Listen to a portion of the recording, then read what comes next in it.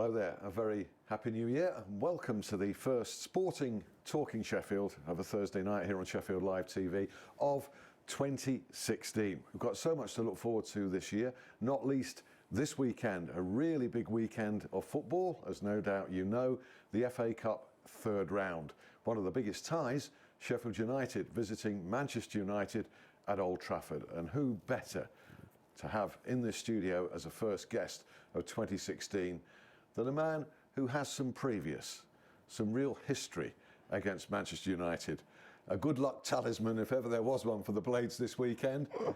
Rob Staton. No, sorry, Brian Deane. How you doing? And our good friend, the esteemed BBC Radio Sheffield reporter, Rob Staton, joins us as well. Yeah, I was thinking just now that I just did say on Twitter, one of us needs to get our boots out for Sunday. I think it's probably you, Brian, really. Well, looking at you two, yeah, I think we must be right, isn't it? There's no need to be like that. There's no need to be so honest. I like honesty, but I mean, that's the way I was brought up. You certainly were. In Leeds. Aye. Now there's a word that I'm not allowed to say very often in this studio here in Sheffield. And Leeds. with good reason. Have you seen it where it's written? It's L, and then you've got a couple of asterisks, and then the S, as if it's a swear word. But Okay. despite that, you retain popularity here. That's good. In Sheffield, yeah. That's good. This is a great time. But before I come to you, Brian, it's a great way to start the year, isn't it? Oh, big time. You know, what a tie, and you know, the only.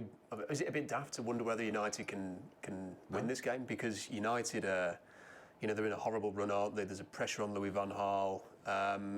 You feel like they've got to win this game. There's going to be a lot of pressure on United to win, and win in style because of the way that they're playing in the league. And you just think that, you know, wouldn't it just be the story, you know, Man U being knocked out by a League One team to finish Louis van Gaal, unfortunately, at Old Trafford, and look, Leeds have gone there and have won, I think, when they're in League One. So, you know, they've got nothing to lose. Why not? Absolutely. Do you think it's a good time for Sheffield United to be going to Old Trafford, Brian? I think it's perfect, especially if you're going and playing in front of 74,000. Absolutely nothing to lose, everything to gain. I think if you give 100%, and like, you know, Rob's just been saying, you know, they can quite quickly get nervous. They've got everything to lose. You'll get some nervous performances, I think, from Man United if we can get at them. Do you think there is a fear factor in the Manchester United camp, as Rob was saying, about this game? I think there has to be. If you look at all of the publicity that Louis had over the last few weeks, you know, everybody was talking about him losing his job. You've seen him in the interviews. You've seen him give the death stare to one of the journalists, which was quite funny. So yeah, they won against Swansea, but you know, these games as all, you can look at it as a banana skin. Yeah. Louis van Gaal has tried to alleviate the pressure by suggesting, the pressure's receding now, we've beaten Swansea. I don't quite see that, do you? A victory by one clear goal against Swansea is relieving the pressure at Manchester United. Well, they just don't score goals, do they? I mean, that's been the big complaint with Van Gaal's United, is they don't score enough. No. And a 2-1 win against Swansea, with the greatest respect to Swansea, have not had a great year so far. Sack their manager. You know, they've appointed Alan Curtis till the end of the year now. That's not going to alleviate the pressure as much as Louis van Gaal might think it will. So United can go there. It's one of those games, and if it's 0-0 at half-time, just imagine the atmosphere at Old Trafford, and that probably has to be United's mission, is to go there, frustrate them, and as that pressure builds, make it uncomfortable. And if they could get the first goal, then who knows? I certainly don't rule it out, not at all, the way it's going for Manchester United. And for Sheffield United, who live with the pressure week in and week out in the league, the expectation, that's relieved, isn't it, this weekend? Yeah, I think it's a 180-degree flip, isn't it? Because clubs come to Bramall Lane, it's the biggest club in that division, and you know, all of the pressure is on the players, and now is an opportunity for them to go to Old Trafford and inflict the same kind of pressure on a, you know, a top Premier League team, and like I said, if you are lucky enough to get one of those 11 jerseys, you have got to enjoy days out like that and just give everything. Yeah. We'll look in more detail at the tie at Old Trafford a bit later, and also Sheffield Wednesday's game against Fulham, and what's happening in the transfer window for both clubs. But just you alluded just now to Swansea City, or Brian did, about sacking their manager, Gary Monk, who was a former Sheffield Wednesday player actually at one time. Alan Curtis today has been confirmed in charge until the end of the season. There are a few sort of minor signs of relief, I'm guessing, around S6, but I'm saying minor because I never really rated it a very high prospect of Carlos Carvalhal going to Swansea. Did you? Well, this is what I would know about the situation. I know that Swansea were turned down by 3 managers very early in the process. People can have a good guess at who they are. Brendan Rodgers, Moyes. Bielsa, Moyes was linked. Three high-profile managers turned them down. So they were left in a situation where they were looking around for options. And the thing that Swansea have done that they perhaps missed this time is they always kind of had an idea who their next manager would be. They've sacked Gary Monk. I don't think they expected to be sacking Gary Monk this year, and were caught a little bit short. And they've done a lot of research. Carlos Carvalhal was not the only left field manager coach that they spoke to. There's a coach in Scandinavia that they talked to as well.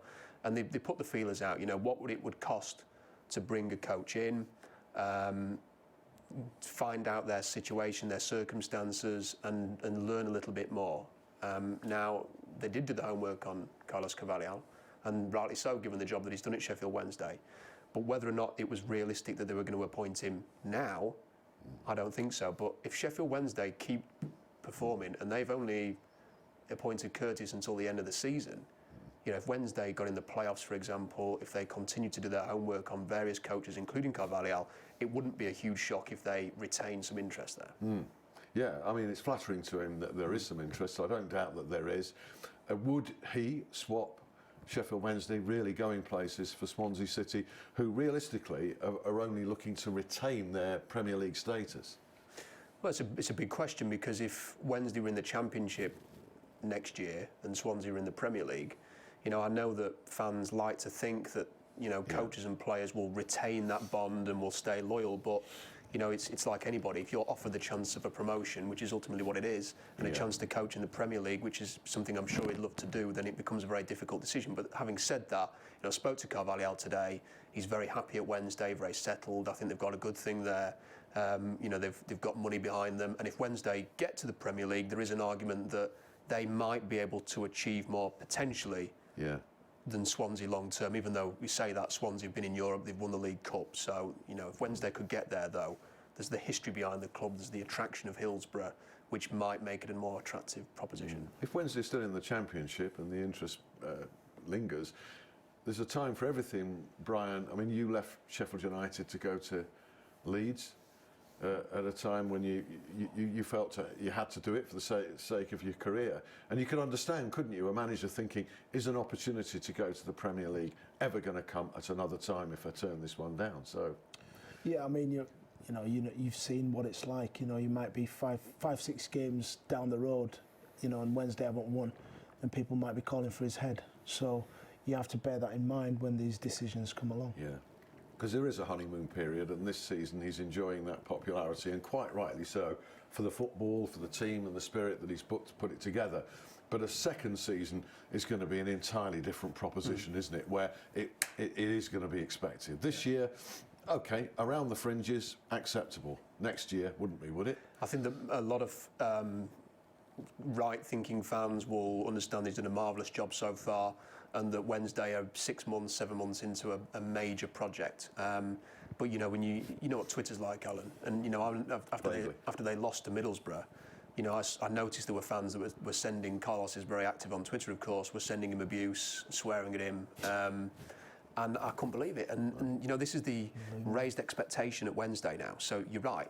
This year, let's say Wednesday got to the playoffs but didn't win promotion. Next year, it would all be about promotion. And you know what the atmosphere could be like with some fans if they weren't living up to expectations. But I think the big thing is to maintain patience. Wednesday, for the first time in 15 years, looked like a team that could be, destined for the Premier League. Absolutely. And if it doesn't happen this year, even if it didn't happen next year, you've got to sort of keep the belief and keep the idea and keep the philosophy in place, because if there's one thing that has hurt Wednesday over the years, it's been the constant change, particularly at the manager. Yeah, let's keep it like it is. The football's great and exciting. I noticed you were shaking your head in dismay and genuine sadness there that we're into one match syndrome here. Yeah. One defeat. Yeah. Okay, it was arguable. I didn't agree with his team selection at Middlesbrough. I wasn't at that game, but I thought he rather kind of surrendered it really with that, and I was a bit disappointed in that. But I can't really fault Carvalho apart from that. I think he's done a great job. See, I don't think what good anybody thinks it does by abusing the manager or the coach, because they knew they have a direct link with them to social media. You know, I mean, surely all that's going to do is drive them off it. You know, from having a link and into the manager's thoughts. You know, all of a sudden he decides he's not doing it anymore. And we talk about relationships now between fans and players and so on. Well, you know, that's one way of making sure that, you know, the cord is cut.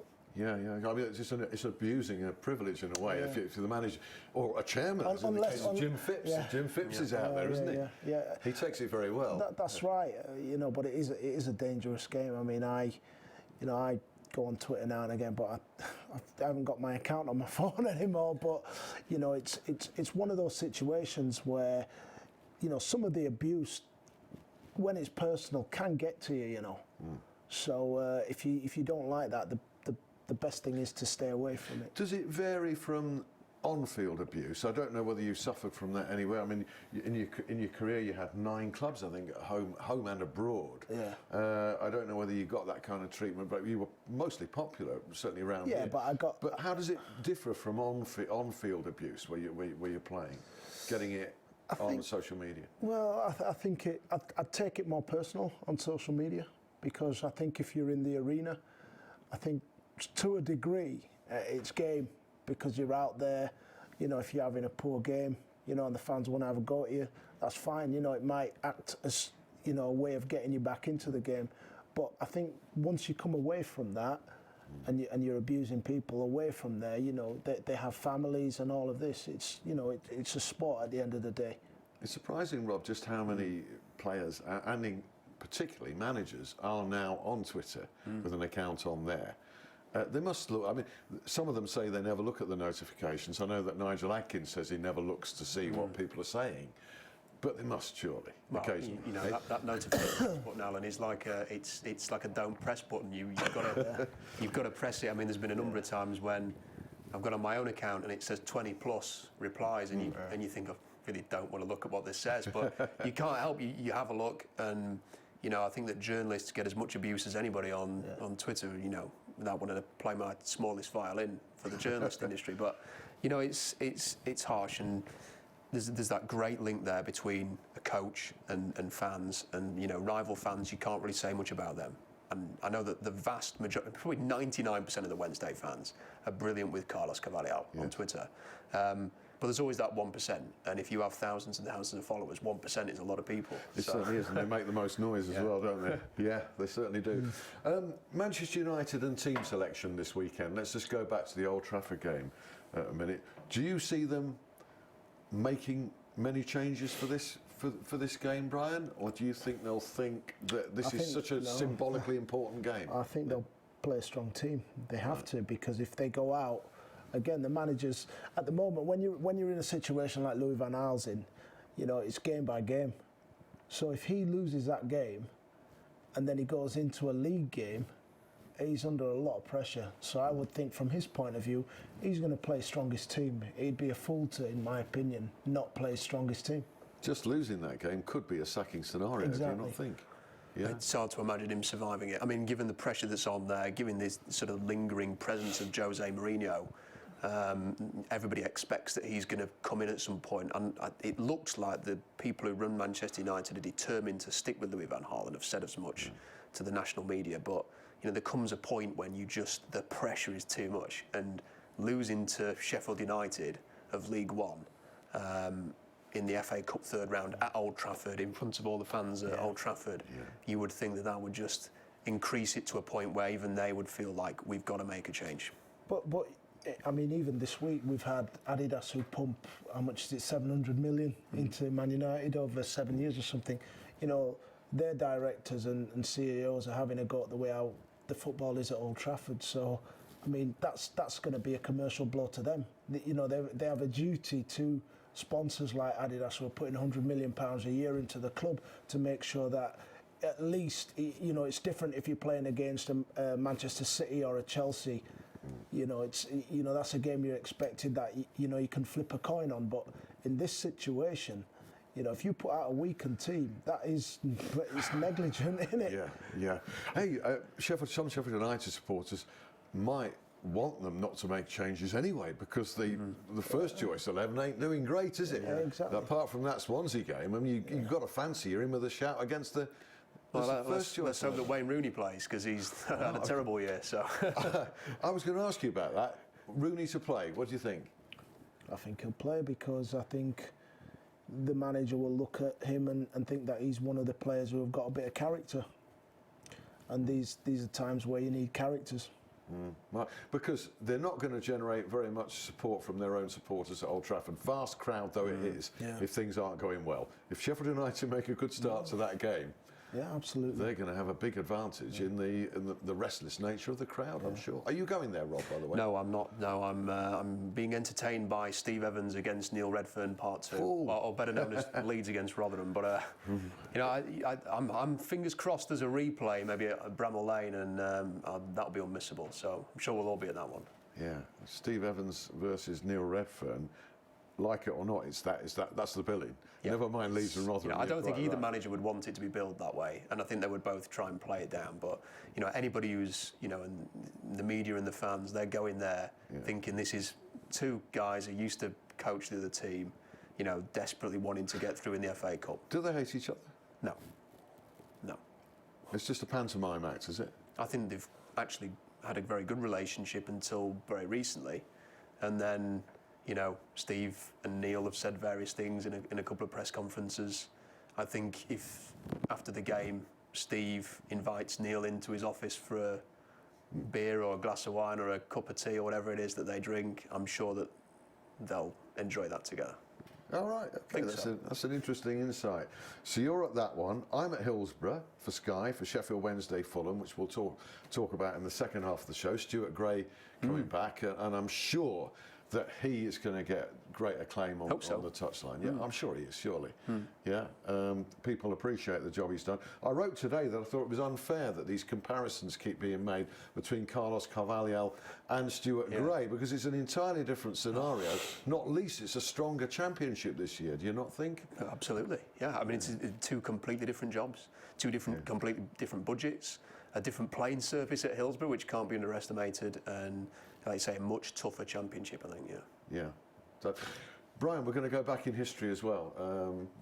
Put a smile on your face. You're looking a bit as if you're wondering now what I'm going to come up with. But it's all good, I can assure you, because your personal record against Manchester United is something to behold. I mean, you must wish that you play them every week, mustn't you? Yeah, well, that would have been nice, yeah. You're from Leeds, aren't you? You've got to score against Manchester United, yeah. Well, you scored, I mean, we'll talk about Brian's job at Bramall Lane now, because you're involved in the coaching setup. That will be in the second part. But you scored the first goal in Premier League history. Did you know that? The first goal in Premier League history? I think so, yeah. Has anybody ever mentioned that to you before? Oh, now and again. Right, 1992. Later that season, Sheffield United brought home to Manchester United again in the FA Cup fifth round. Yeah. You won 2-1. You personally failed. I don't think you scored that day, did you? Didn't score in that game. I'll tell you a funny story about that. I was in the England squad at the time, and I remember after the game, the FA had put a car on for me, Gary Pallister, Paul Ince and Lee Sharp, and by the time I got changed, they'd gone. You know, so they set up without you. Bad losers as well. That's a great story. Despite that happening, it was still worth winning the football match. And when you were at Leeds, you scored against them in a big win in '95 or something at Ellen Road, didn't you? Couple of games. And Middlesbrough as well. And Middlesbrough as well, at Old Trafford, yeah. So. This is why I said at the start of the show, you need to get your boots out for Sunday. Talismanic figure, Brian Deane. We'll have James Gregg along to round up all the rest of the sporting scene, not just football, got rugby union and certainly ice hockey as well. Talking about big ice hockey guests coming up shortly here on Sheffield Live on a Thursday night. And in the second part, more on the two big FA Cup ties with Deane here and with Rob Staton. Thanks for your company. Do join us again in what I would say about 5 minutes' time. We'll see you then.